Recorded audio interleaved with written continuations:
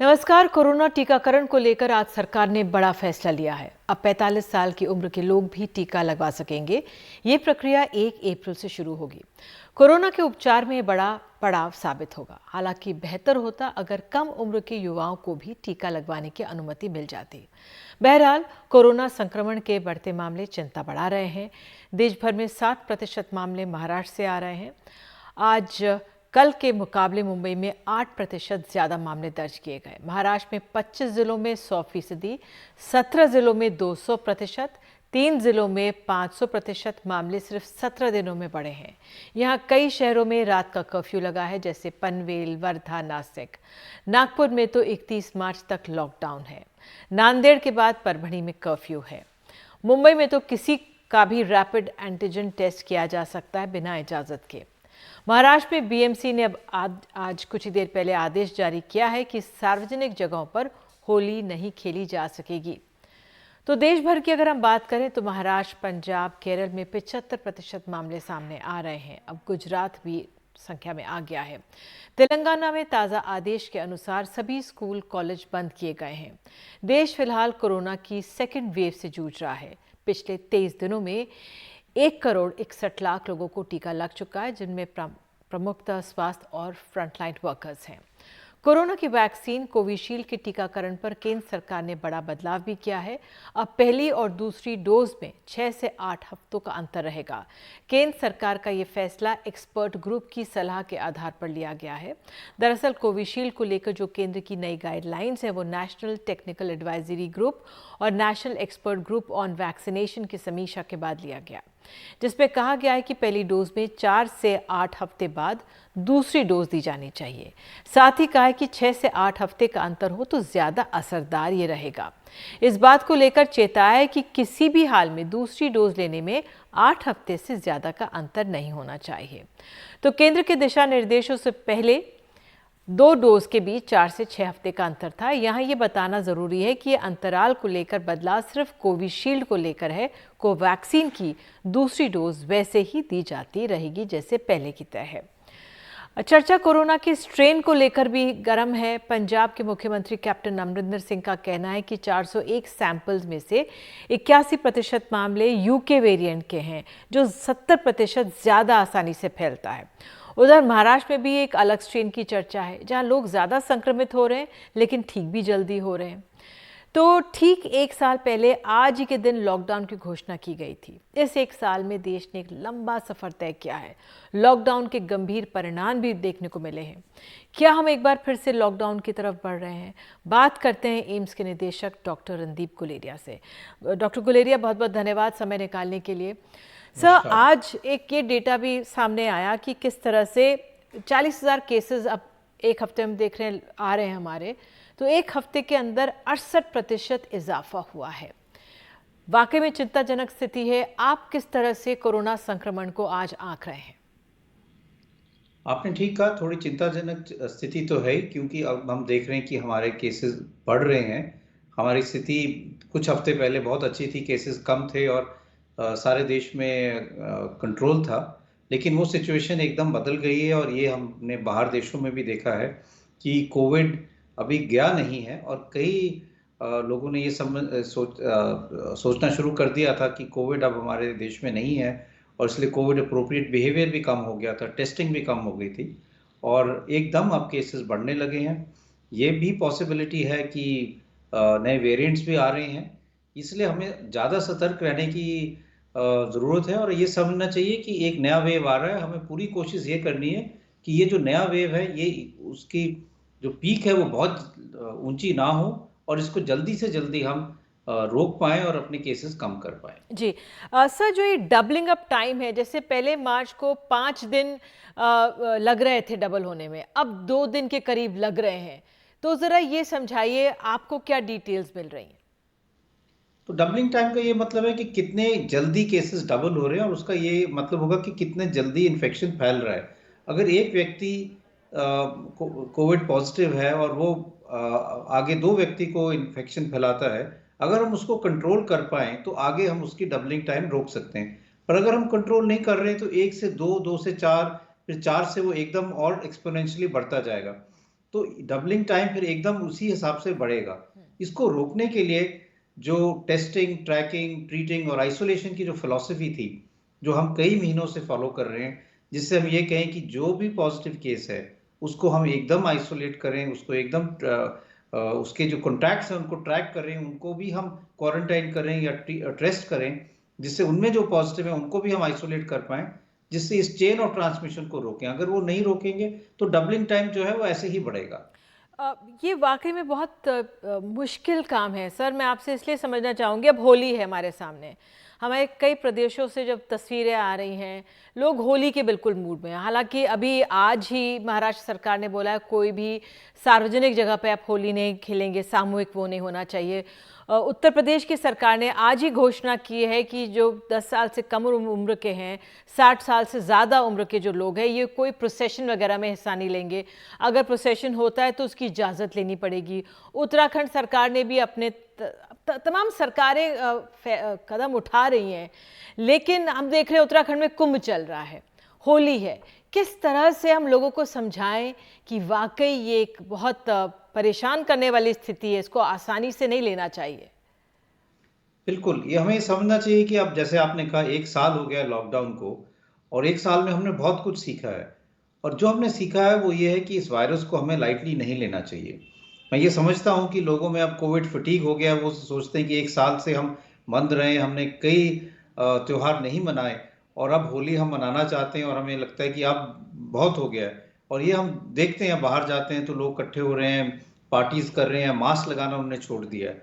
लेकिन मैं यही कहूंगा कि अगर हम कुछ हफ्ते और अपना ये कोविड अप्रोप्रिएट बिहेवियर और पूरा जो हमने स्ट्रैटेजी बनाई है उसको कर पाए, तो हम, हमारे पास वैक्सीन भी है, तो हमारे पास सफिशिएंट नंबर के लोग वैक्सीनेट हो जाएंगे जिनको प्रोटेक्शन मिल पाएगा।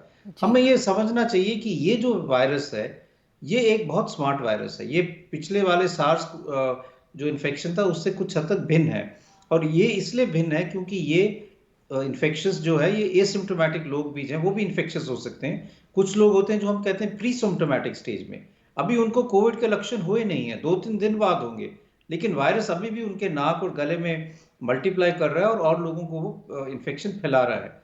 इन लोगों को टेस्ट करना या इन लोगों को आइसोलेट करना बहुत मुश्किल है, क्योंकि आप, हो सकता है कि जैसे हम होली की बात कर रहे हैं, कई लोग ऐसे हों जिनको कोविड इन्फेक्शन है लेकिन उनको पता ही नहीं कि उनको कोविड है, वो एसिम्प्टोमेटिक हैं, लेकिन वो आसपास सब लोगों में इन्फेक्शन फैला रहे हैं। ये इस टाइप का वायरस है।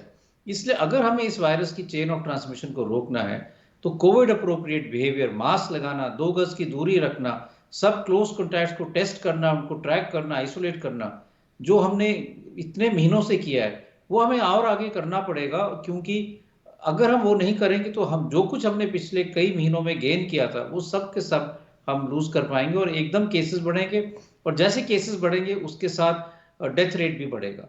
सर, अभी मुझे जिस तरह से बताया जा रहा है कि दिल्ली में भी जो शब बारात है उस पर रोक लगा दी गई है, होली के सार्वजनिक कार्यक्रम पे, प्रोसेशंस पे रोक लगा दी गई है, लेकिन लोगों को कैसे समझाएं? आज ही मैं सुन रही थी, एक महिला थी जो, हमारी रिपोर्ट आई लखनऊ से, वो कह रही थी कि भाई भ्रम फैलाया जा रहा है कोरोना को लेकर, ये सरकारों की चालाकी है कि वो भ्रम फैलाते हैं। हालांकि हम देख रहे हैं कि चुनाव है, 5 राज्यों में इतनी सारी रैलीज हो रही है, उसमें भारी भरकम भीड़ आ रही है, वो भी हमारे सामने एक चिंताजनक स्थिति है। लेकिन कैसे लोगों को समझाएं कि भ्रम कोई नहीं फैला रहा है, ये वाकई में एक बीमारी है जो जानलेवा भी साबित हो सकती है। ये बिल्कुल भ्रम नहीं है, कई लोग इस टाइप के सोशल मीडिया में कर रहे हैं, और ये पिछले साल से कई दफा हो चुका है। कई लोग यही कहते हैं कि ये एक फार्मा इंडस्ट्री फैला रही है, और ये फैला रहा है इंफॉर्मेशन, डराने के लिए कर रहे हैं।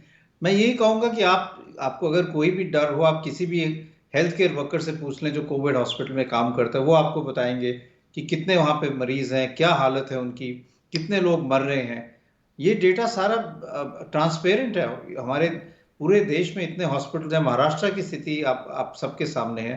ये कोई मतलब कोई इमेजिनरी चीज नहीं है, ये तो बिल्कुल सही चीज है। और हम देखते हैं कि कई परिवारों में कई लोगों की डेथ हो चुकी है। मैंने कई ऐसे परिवार देखे हैं जिनमें किसी की माँ की डेथ भी होगी, उसकी साथ साथ पत्नी की भी डेथ हो गई, पूरा परिवार नष्ट हो गया। तो इसलिए हमें इसको लाइटली नहीं लेना चाहिए। हम ये कहते हैं कि डेथ रेट कम है, और इसलिए कई लोग सोचते हैं कि ये तो बहुत माइल्ड बीमारी है, लेकिन जो जिन लोगों की जान जाती है उनसे पूछना चाहिए। उनके लिए कम ज्यादा कुछ नहीं होता, वो तो फिर किसी अपने नियर डियर वन को खो बैठे हैं। इसलिए हमें पूरी तरह से सतर्क रहना चाहिए और इस वायरस को लाइटली नहीं लेना चाहिए। अब सर, क्या आपको लगता है कि हम अगर लोगों का नहीं माने लोग, और जिस तरह से स्थितियां हम देख रहे हैं, तस्वीरें आ रही है, क्या हम लॉकडाउन की तरफ बढ़ रहे हैं? क्या ये विकल्प है या ये विकल्प नहीं है अब? देखिए, ये एक बहुत बड़ा डिसीजन है कि लॉकडाउन, क्योंकि हम हमें समझना चाहिए कि इन्फेक्शन के साथ साथ इकोनॉमी के भी लिंक्ड है, लोगों की लाइवलीहुड भी लिंक्ड है, कई चीजें लिंक्ड है। तो पहला कदम तो यही रहेगा कि हम लोगों को समझाएं। हम टेस्टिंग, ट्रैकिंग और ट्रीटिंग और आइसोलेशन वाली फिलॉसफी फिर से एग्रेसिवली करें। कंटेनमेंट जोन्स बनाएं, जहां जहां पे हम देख रहे हैं, जिन डिस्ट्रिक्ट्स में, जिन जिन एरियाज में केसेस बढ़ रहे हैं, उनको बिल्कुल कंटेन करें, वहां से इन्फेक्शन ना फैलने दें। वहां सारे लोगों की टेस्टिंग करके देखें कि कौन पॉजिटिव है, चाहे वो एसिम्प्टोमेटिक हो, उनको आइसोलेट करें, क्वारंटाइन करें, और इस तरह से हम चेन ऑफ ट्रांसमिशन को रोकें। हमें ये समझना चाहिए कि अब हम वैक्सीन की तरफ भी बढ़ रहे हैं, ज्यादा से ज्यादा लोग वैक्सीनेट होंगे। अगर हम देखें कि अगर 45 की उम्र से ज्यादा लोगों को हम वैक्सीनेट कर पाएंगे, तो हम अगर अडल्ट पॉपुलेशन की बात करें या ओवरऑल पॉपुलेशन की बात करें, तो 1/3 ऑफ द पॉपुलेशन, 40 से 40 टू 45 करोड़ इंडियंस इस ग्रुप में आ जाएंगे। तो काफी हद तक लोग वैक्सीनेट हो पाएंगे। और अगर ये हम जल्दी से कर पाए, तो कुछ हद तक वैक्सीन से भी हमें फायदा मिलेगा। कुछ हद तक अगर लोग अपनी रिस्पॉन्सिबिलिटी समझे, तो वो भी और चीजें ऐड ऑन करेंगी, और कुछ हम एग्रेसिव टेस्टिंग, ट्रैकिंग और आइसोलेशन करें, तो तीनों चीजें अगर हम इकट्ठे मिलकर करेंगे, तो मुझे पूरा विश्वास है कि हम इस पीक को रोक पाएंगे और केसेस को जल्दी से कम कर पाएंगे। बिल्कुल। सर, आप टीकाकरण की बात करते हैं। आज एक बहुत राहत भरी खबर है कि भाई 45 साल की जो उम्र के लोग हैं वो भी अब करा पाएंगे, टीका लगवा पाएंगे 1 अप्रैल से। लेकिन सर, हम एक युवा देश हैं, हमारी 60% 65% आबादी युवाओं की है। और यही लोग, युवा ही ऐसे हैं जो थोड़ा सा निकल कर ज़्यादा मॉल्स में घूमना या ज़्यादा बाहर निकलना, ज़्यादा शिकार ये लोग भी हो रहे हैं। और भले ही आंकड़े हम सबके सामने इतने ना आ रहे हों, उस लिहाज से ये बेहतर नहीं होता कि जो युवा हैं या और लोगों को भी टीका लगाने के लिए इजाज़त दी जाती, खासतौर से युवा जो 18 या 20 साल से उम्र के युवा हैं? देखिए, अगर आइडियल सिचुएशन की बात करें, तो वैक्सीन होनी चाहिए जो सबको लग पाए। जी। लेकिन उसके लिए हमारे देश की जनसंख्या बहुत ज़्यादा है, और सारों को हम एक टाइम पे वैक्सीनेट नहीं कर पाएंगे, क्योंकि इसके लिए तो अगर हम अडल्ट की ही बात करें, तो हमारे अडल्ट पॉपुलेशन लगभग 100 करोड़ के करीब है। तो हमें ऑलमोस्ट 2 बिलियन डोजेस चाहिए होंगे, अगर हमने सब सारे अडल्ट को, 18 साल से ऊपर वालों को वैक्सीनेट करना है। ये अगर हम सारी दुनिया की वैक्सीन भी इकट्ठी करके भारत में लाएं, तो भी ये करना मुश्किल होगा। इसलिए हमें अपनी एक फेज वाइज स्ट्रैटेजी बनानी पड़ेगी, और ये स्ट्रैटेजी हमने ही नहीं, ग्लोबल कम्युनिटी ने बनाई भी है, WHO ने भी देखा है। और उसके दो बेसिक मकसद हैं। एक मकसद है कि सबसे पहले हमें लोगों की जान बचानी है। तो जो लोग ऐसे हैं जिनको ज्यादा चांसेस हैं कि कोविड से वो मर सकते हैं, because of age, because of comorbidities, सबसे पहले हमें उनको रीच आउट करना है कि हम उन्हें वैक्सीनेट करें। एटलीस्ट उनमें इम्यूनिटी बने, जिससे उनको सीरियस इन्फेक्शन ना हो, आईसीयू में ना वो पहुंचे। दूसरा, वो जो है हेल्थ केयर वर्कर्स या फ्रंट लाइन वर्कर्स जो डायरेक्टली कोविड केयर में इन्वॉल्व हैं, उनमें एकदम ज्यादा केसेस ना हो, क्योंकि that will affect the overall management strategy. तो जब हम इस स्ट्रैटेजी की तरफ बढ़ते हैं आगे, तो हमें आस्ता आस्ता इसको खोलना पड़ेगा। ठीक है। अगर हम उल्टी तरह से चलते कि हम पहले यंग लोगों को वैक्सीनेट कर ले, मान लो हम ये कहें कि हम पहले 18 से 30 साल वालों को वैक्सीनेट करते हैं, क्योंकि हमारे पास वैक्सीन तो लिमिटेड है, तो हमें फेज मैनर में ही करना पड़ेगा। तो हम अपने बुजुर्ग लोगों को फिर नहीं कर पाएंगे, और फिर उनमें एकदम अगर डेथ रेट बढ़ेगा, तो वो तो बहुत ज्यादा नेगेटिव चीज हो जाएगी, मतलब फिर हमारी मोर्टेलिटी ज्यादा हो जाएगी। बिल्कुल, ये इसलिए आपकी बात सही है कि इतने हम वैक्सीन कैसे लेकर आएंगे, लेकिन जो आलोचक हैं वो ये भी कहते हैं कि हम तमाम और देशों को वैक्सीन दे रहे हैं और अपने यहाँ कम ना पड़े। लेकिन सर, एक और चिंता ये भी थी कि जब वैक्सीनेशन ड्राइव शुरू हुई या चल भी रही थी, अभी भी लोगों के मन में हिच है। कितने लोग कहते हैं कि नहीं नहीं, हमें नहीं लगाना चाहिए, हमें वेट एंड वॉच करना चाहिए। चलिए, हमारे पेरेंट्स अगर 80 पार हैं तो उनको ना ही लगाएं तो बेटर है, घर में ही रहने दें। तो जो ये फियर फैक्टर है वैक्सीनेशन को लेकर, ये कितना कम हुआ है? क्या आपके पास जानकारी है इस लिहाज से? तो आपकी बात सही है, शुरू में लोगों को बहुत ज्यादा वैक्सीन हेजिटेंसी थी। सब लोग यही सोचते थे कि मेरे पेरेंट्स बुजुर्ग हैं, ज्यादा उम्र है, 80 साल के हैं, 90 साल के हैं, ये शायद टीका नहीं झेल पाएंगे, या शायद टीका के कोई साइड इफेक्ट्स होंगे जो इनमें ज़्यादा असर करेंगे, और वो हेजिटेंट थे। लेकिन आस्ता आस्ता ये कम हुआ है, क्योंकि लोगों ने देखा कि अब इतने करोड़ों लोगों को वैक्सीन लग गई हैं, कोई सिग्निफिकेंट साइड इफेक्ट नहीं हुआ। आस पड़ोस में उनके कई बुजुर्ग लोग हैं जानने वाले जिनको वैक्सीन लग गई हैं, कई हेल्थ केयर वर्कर्स जिनकी उम्र 80 साल से ज़्यादा है, उन्होंने वैक्सीन लगा ली है। तो ये कॉन्फिडेंस काफ़ी बढ़ गया है। और अगर हम आंकड़े देखें तो आस्ता आस्ता एल्डरली में जो वैक्सीनेशन है वो काफ़ी ज़्यादा हो गई है।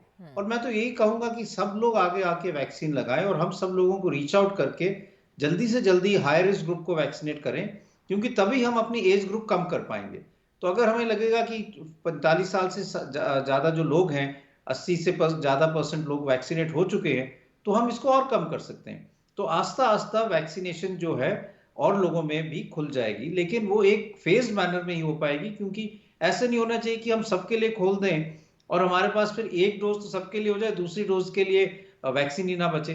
तो पूरा एक मैकेनिज्म होना चाहिए जिससे जो डिमांड और सप्लाई मीट हो पाए, और रेगुलर सप्लाई जो है, सप्लाई चेन मेंटेन रहे, जिससे जी सब लोगों को वैक्सीन लगे, और कोई ऐसे ना हो कि इक्विटेबल मैनर में लगे, ऐसा ना हो कि कोई दूर दरार के इलाके में है उसको वैक्सीन ना मिल पाए। बिल्कुल सर, ये कोविशील्ड को भी लेकर आज नए निर्देश सामने आए।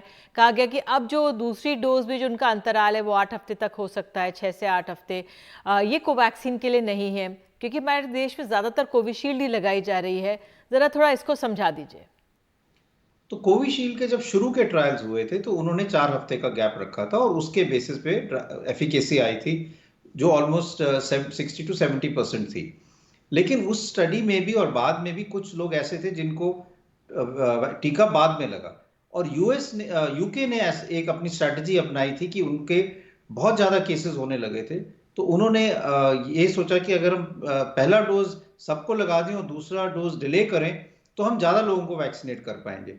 उस पॉलिसी को भी उन्होंने अडॉप्ट किया। लेकिन जब अब पिछले कुछ हफ्तों में पूरा डेटा कोलेट किया गया, तो कुछ हद तक उनको ये लगा कि अगर हम वैक्सीन की ड्यूरेशन 6 से 8 हफ्ते कर दें तो ये वैक्सीन की एफिकेसी थोड़ी बढ़ जाती है, क्योंकि बॉडी का इम्यून सिस्टम बेटर रिस्पॉन्ड करता है, आपकी एंटीबॉडीज ज़्यादा बनती हैं।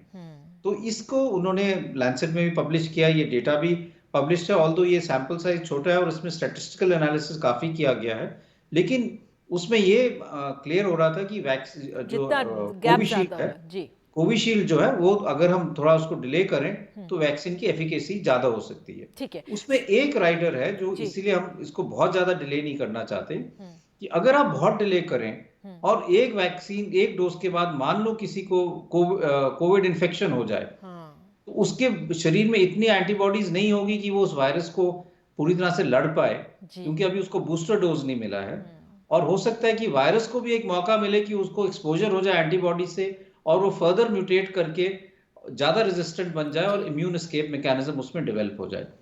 इसलिए बहुत ज्यादा डिले ना करें, 6 से 8 हफ्ते का टाइम जो है वो आइडियल रहेगा। ठीक है सर। सर, अब एक स्ट्रेन्स को लेकर भी बात हो रही है। आज जो पंजाब के 401 सैंपल्स आए उसमें 80% यूके स्ट्रेन की बात है, और वो ज़्यादा 70% ज़्यादा जल्दी से ट्रांसमिट होता है।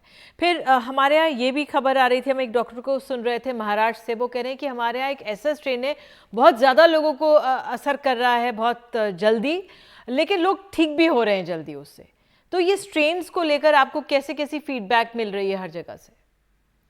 देखिए, हम काफी टाइम से कह रहे हैं, और शुरू से लोगों को पता है कि ये एक आरएनए वैक्सीन है, आरएनए वायरस है, और ये जो वायरस है ये म्यूटेट तो करेगा ही। ये इतना ज्यादा म्यूटेट नहीं करता जितना इन्फ्लुएंजा वायरस करता है। इन्फ्लुएंजा वायरस तो इससे ज्यादा भी म्यूटेट करता है। जब भी हम म्यूटेशन की बात करते हैं तो हम यही कहते हैं कि mutation should be of clinical significance. कई दफा वायरसेस म्यूटेट करते हैं लेकिन उसका कोई क्लिनिकल सिग्निफिकेंस नहीं होता। लेकिन हमें पता है कि 3 जो हमें डेफिनेट स्ट्रेन पता है, जो यूके स्ट्रेन है, साउथ अफ्रीकन स्ट्रेन है या ब्राजीलियन स्ट्रेन है, उसमें क्लिनिकल सिग्निफिकेंस है। यूके का वाला जो स्ट्रेन है वो ज़्यादा जल्दी फैलता है, वो ज़्यादा इन्फेक्शियस है, और बाद में कुछ डेटा है कि शायद उससे मोर्टेलिटी भी ज़्यादा हो सकती है। जो और ब्राजीलियन स्ट्रेन है और जो साउथ अफ्रीकन स्ट्रेन है, उसमें एक म्यूटेशन है जिसके कारण थोड़ा सा वैक्सीन की भी एफिकेसी कम हो सकती है। इसीलिए बहुत ज़रूरी है कि हम ये समझें कि अगर हमें किसी भी वेरिएंट स्ट्रेन से बचना है तो कोविड अप्रोप्रिएट बिहेवियर और ज़रूरी हो जाता है, क्योंकि नाम चाहे पुराना स्ट्रेन हो चाहे नया स्ट्रेन हो, अगर हम मास्क लगा के रखेंगे, 2 गज की दूरी रखेंगे, तो उस वायरस को हम फैलने नहीं देंगे। अगर हम ऐसी स्थिति करेंगे कि वो वायरस फैल भी पाए, वो ज्यादा इंफेक्शियस हो और वही स्ट्रेन सर्कुलेट करें, और हमें पता है कि ऑलमोस्ट 70% ऑफ हमारी जो पॉपुलेशन है उनमें एंटीबॉडीज अभी तक नहीं बनी है, वो ससेप्टेबल हैं, तो वायरस एकदम फैलेगा। और यही हो रहा है। इसलिए अगर हमें वायरस को रोकना है, चाहे वो न्यू वेरिएंट हो, तो हमें कोविड अप्रोप्रिएट बिहेवियर और एग्रेसिवली फॉलो करना पड़ेगा। बिल्कुल और सही। वैक्सीन भी आगे जितना ज्यादा हम लगा पाए उससे ज्यादा फायदा होगा। बिल्कुल, क्योंकि हमारा जो आर फैक्टर है वो भी इंक्रीज कर रहा है, चिंताजनक स्थिति है। सब प्रधानमंत्री ने माइक्रो कंटेनमेंट जोन की बात की थी। अब क्या क्या कर सकते हैं, क्या कदम राज्य सरकार उठा सकती है तत्परता से जो उनको उठाने चाहिए? क्योंकि ये वायरस जिस तरह से हमारे सामने, आप लोगों को ज़्यादा जानकारी है, लेकिन हम सबके सामने त्यौहार भी हैं, राजनीति है, रैलीज हैं, तो किस तरह से कहते हैं ना, जो कदम मस्ट उठाने चाहिए सब राज्य सरकारों को, आप क्या सुझाव देंगे? 2-3 चीजें हैं। एक तो बहुत aggressively Covid appropriate behaviour follow होना चाहिए, उसके लिए हमें जितना सख्ती करनी है वो हमें करनी चाहिए। दूसरी चीज ये है कि हमें अब टेस्टिंग जो है वो जितने हम बढ़ा सकते हैं वो बढ़ानी चाहिए, स्पेशली जहां पे केसेस बढ़ रहे हैं, और उस वहां पे सर्वेलेंस बहुत एग्रेसिवली करना है कि कहां कहां से केसेस आ रहे हैं। उन एरियाज को हम देखें कि जहां क्लस्टर बन रहे हैं, मान लो एक कॉलोनी है या एक एरिया है जहां से एकदम 15-20 केस आ रहे हैं, तो उस एरिया को पूरा कंटेनमेंट जोन बनाने की जरूरत है। उसको बिल्कुल हम, जैसे हम कहें कि माइक्रो लॉकडाउन करें, वहां पे, वहां से सब लोगों की टेस्टिंग करें, आइसोलेशन करें, और वहां से किसी को बाहर ना जाने दें, जिससे वो इन्फेक्शन लेके दूसरे क्षेत्र में ना जा पाए। इस टाइप की एक स्ट्रैटेजी बनानी पड़ेगी, और ये हमें रेगुलरली फॉलो करना पड़ेगा, जिससे हम इन्फेक्शन को एकदम फैलने से रोके, चेन ऑफ ट्रांसमिशन को रोक पाए। और एग्रेसिवली वैक्सीनेट करने की जरूरत है, जिससे लोगों की इम्यूनिटी बढ़े। पर अगर हम आज वैक्सीनेट किसी को करते हैं तो उसका असर आने में 6 हफ्ते लगेंगे, क्योंकि 2 डोजेज हैं, दूसरे डोज के 2 हफ्ते बाद ही उसका पूरी एंटीबॉडीज बनेगी। तो वैक्सीन की असर आने में थोड़ा टाइम लगेगा। तब तक ये जो चीजें हैं, COVID appropriate behaviour, testing, tracking, treating, isolation and making containment zone, ये बहुत जरूरी है। और हमने पहले भी इसी फिलॉसफी को फॉलो करके कई जो केसेस हैं जो हमारे 90,000 से ज्यादा हो गए थे, उसको हम कम कर पाए थे। अभी भी वही करने की जरूरत है। बिल्कुल। डॉक्टर गुलेरिया, अपना समय देने के लिए बहुत बहुत धन्यवाद। और जिस तरह से आपने एक अहम शब्द का इस्तेमाल किया, micro lockdown, micro containment zone की बात प्रधानमंत्री ने की है। डॉक्टर गुलेरिया कह रहे एक तरह से हमें माइक्रो लॉकडाउन करना पड़ेगा, एग्रेसिव टेस्टिंग करनी पड़ेगी, और 2 गज की दूरी और मास्क है ज़रूरी को वाकई में अपना धर्म इस समय मान लेना चाहिए। बिल्कुल कोई भ्रम नहीं फैला रहा है, स्थिति चिंताजनक है कोरोना को लेकर। बहरहाल, इसी कोरोना को लेकर ठीक 1 साल पहले प्रधानमंत्री ने लॉकडाउन का ऐलान किया था। अगले दिन मजदूरों, शहरों को छोड़कर घर वापस लौटने को मजबूर हो गए थे।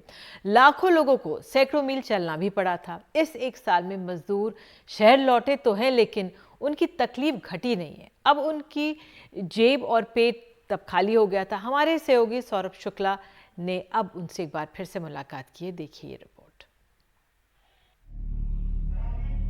बिहार के मुजफ्फरपुर रेलवे स्टेशन पर मृत पड़ी अपनी मां को उठाने की कोशिश करते इस बच्चे की तस्वीर आप सबको याद होगी।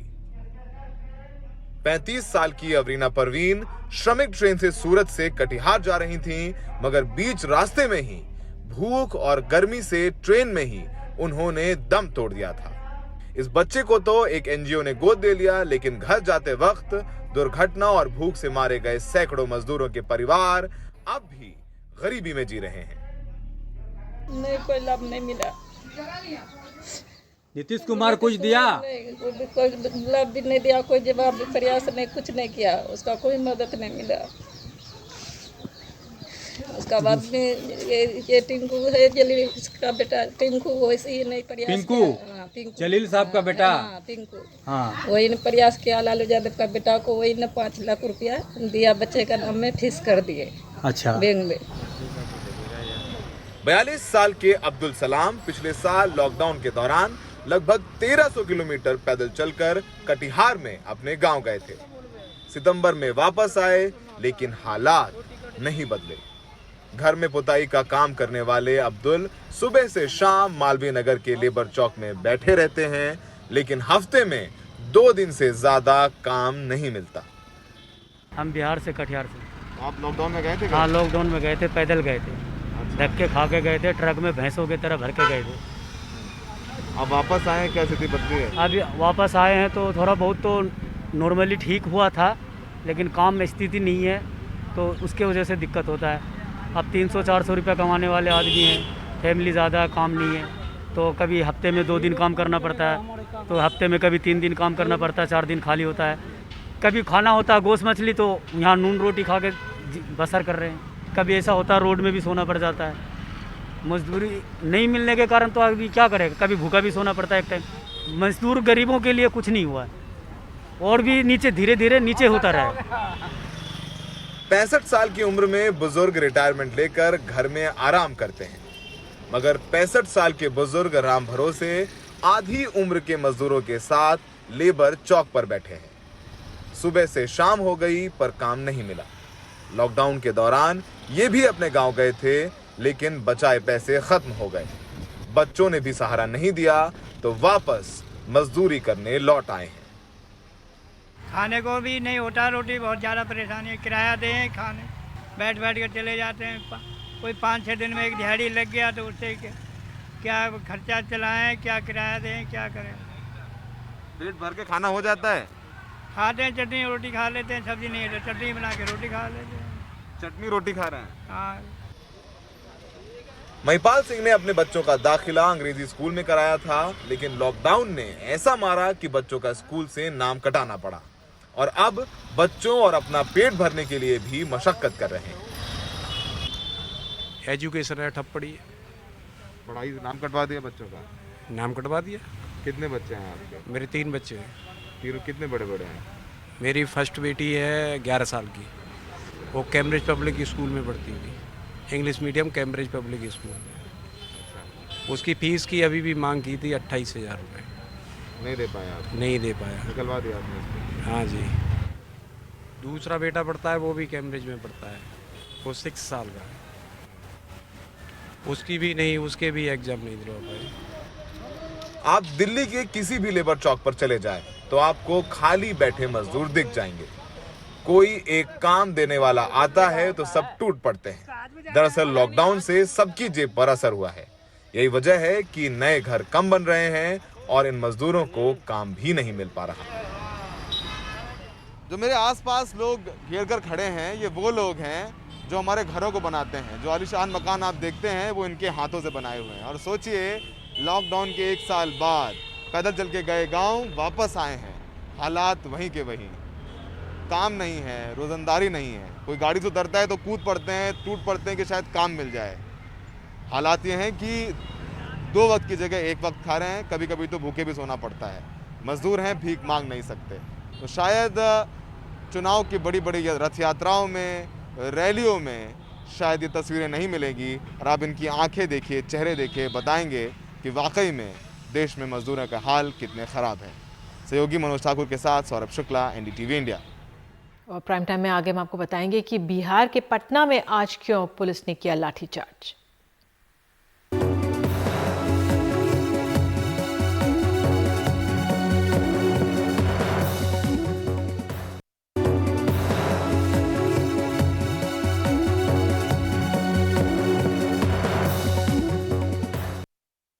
आज बिहार विधानसभा परिसर के अंदर विधायकों की पिटाई की गई, ये आरोप है विपक्ष का।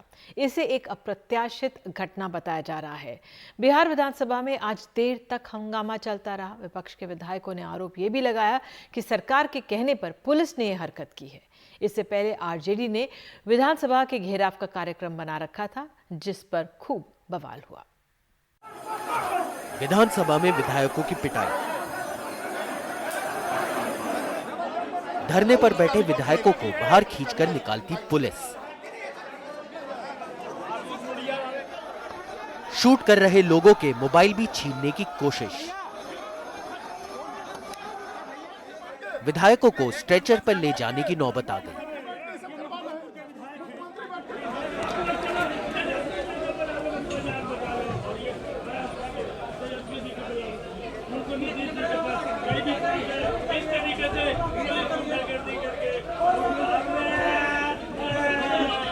DM ने कहा कि इसको मारो, बस गाली गलौज किया, बड़ी हमारा छाती पर बूट रख के मारा एसपी।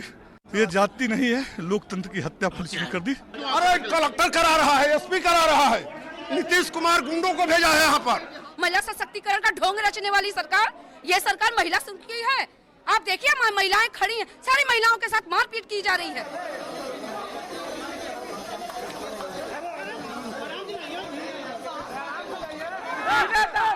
सुरक्षा बलों ने महिला विधायकों को भी नहीं छोड़ा।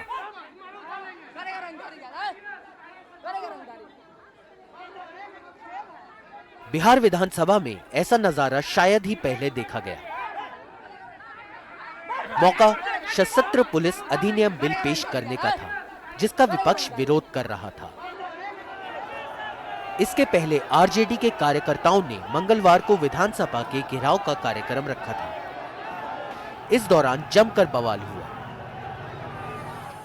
पुलिस ने भीड़ को तितर बितर करने के लिए लाठीचार्ज किया और पानी की बौछार की।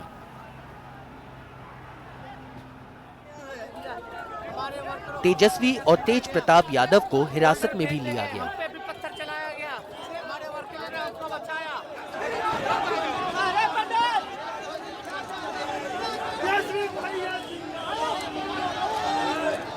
एक काला कानून पेश किया गया, जिसके विरोध में आज हम सब लोग खड़े थे। और बिहार के ही नहीं, देश के इतिहास में ऐसा होगा कि सदन के अंदर पुलिस को बुलाया गया, एसपी खुद वहां उपस्थित रहे, डीएम ने खुद विधायकों को, जो लोकतंत्र का मंदिर है, विधायकों को घसीट घसीट के जो पीटने का काम किया गया, बाहर निकालने का काम किया गया। हमारी पूर्व मंत्री जो महिला अति पिछड़ा समाज से जो आती हैं, उन नीता देवी का बाल खींच के साड़ी खोल करके घसीट करके जो ले जाने का काम किया गया। आज का दिन जो है काला दिन के रूप में देश की जनता याद करेगी। बिहार में इन दिनों नीतीश सरकार अपने रवैये से लगातार सवालों से घिरी रही है। उस पर लोकतांत्रिक आवाजों को दबाने का आरोप लगते रहे हैं। लेकिन मंगलवार को विधानसभा में जो कुछ देखने को मिला, वह जैसे सारी हदें पार करने वाला था। पटना से मनीष कुमार की रिपोर्ट, एनडीटीवी इंडिया।